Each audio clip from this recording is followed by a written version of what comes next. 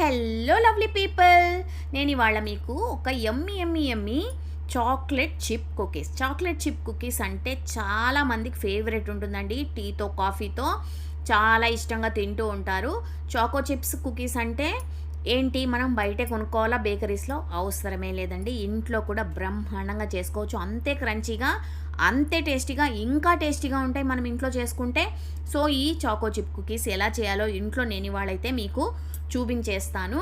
Cookies చేసేటప్పుడు ఎప్పుడైనా సరే మనం బటర్ అయితే రూమ్ టెంపరేచర్లో తెచ్చుకోవాలి. రూమ్ టెంపరేచర్లో బటర్ అయితే కంపల్సరీగా మీరు రెడీ చేసి పెట్టుకోండి. తర్వాత మీరు కొంచెం చాకో చిప్స్ ఇలాంటివి కొని పెట్టుకోండి. మీకు కనుక నా వీడియోస్ యూస్ఫుల్గా ఉంటే తప్పకుండా నా ఛానల్కి సబ్స్క్రైబ్ చేసుకోండి. గబగబా వీడియోలోకి అయితే వెళ్ళిపోదాం. చకచకా చూసేయండి, టకటకా చేసేసుకోండి.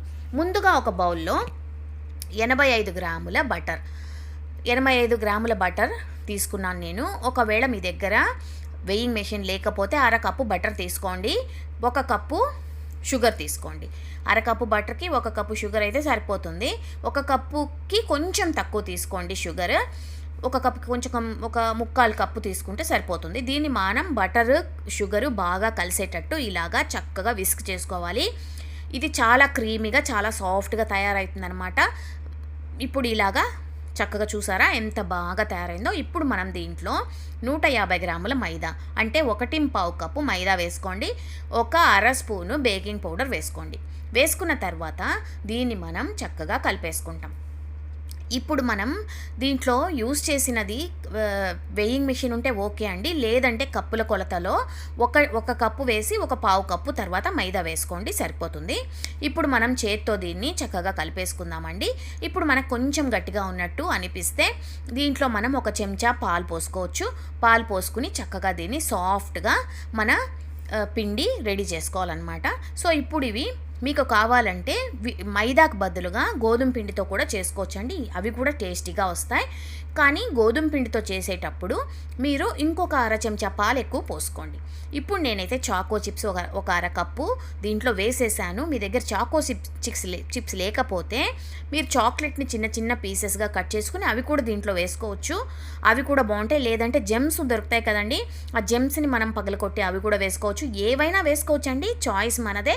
కానీ టేస్ట్ అయితే చాలా బాగొస్తాయి అన్నమాట ఇవి. సో ఇప్పుడు మనం చిన్న చిన్న ఉండలిలాగా చేసుకుని తర్వాత దీన్ని ఇలాగా చూడండి ఇలా షేప్ చేసుకుని, రౌండ్ షేప్ చేసుకుని అన్నీ ఒక ప్లేట్లో పెట్టేసుకోండి. సో మీరు అన్నీ ఇలా ఒక ప్లేట్లో పెట్టేసుకున్న తర్వాత పైన మీరు డెకరేషన్ కోసం మీ ఇష్టం అండి, చాక్లెట్ అయినా అలా తురిమి వేసుకోవచ్చు, లేదంటే జెమ్స్ పెట్టచ్చు, లేదంటే ఇంకో కొన్ని చాకో చిప్స్ అలా పైన పెట్టచ్చు, లేదంటే స్ప్రింకిల్స్ దొరుకుతాయి మనకి, అవి కావాలంటే అవి కూడా పెట్టుకోవచ్చు. ఇలా మీ ఇష్టం అండి, టాపింగ్స్ మీ ఇష్టం, ఎలాగైనా మీరు దాన్ని కలర్ఫుల్గా అరేంజ్ చేసుకోవచ్చు. నేనైతే ఇవాళ చాకో చిప్సే పెట్టాను పైన. సో ఇలాగ అన్నిటి మీద దండిగా చాకో చిప్స్ అలా పైన పెట్టేస్తే మనకు చూడ్డానికి కూడా ఇంకా అందంగా టెంప్టింగ్గా ఉంటాయి కాబట్టి.